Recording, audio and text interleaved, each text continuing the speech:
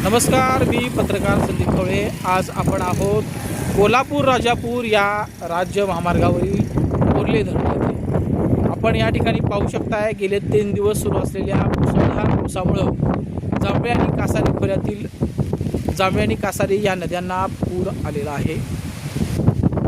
गेल्या 3 दिवसांमध्ये मुसळधार पावसामुळे कासारी नदीला पूर आलेला असून या नदीकाठची ऊस आणि भात पिकंही पाण्याखाली गेल्याचं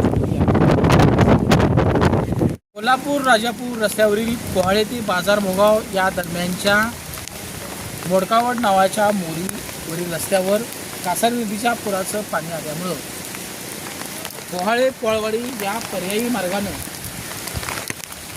वाहतूक सुरू असल्याचं आपण या ठिकाणी पाहू शकतो। गेल्या 2 दिवसाच्या तुलनेमध्ये पावसाचा जोर कमी असला तरी देखील 4 नंतर पावसाचं प्रमाण हे वाढल्यामुळं कदाचित ही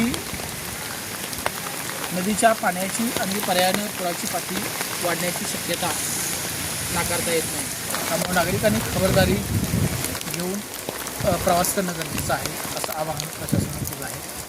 कोल्हापूर राजापूर रस्त्यावरील पोहाळे ते बाजारभोगाव रस्त्यावरील मोरीवर कासारी नदीच्या पुराचं पाणी आल्यामुळं एसट्यांचा मुक्काम पोहाळे येथे आहे।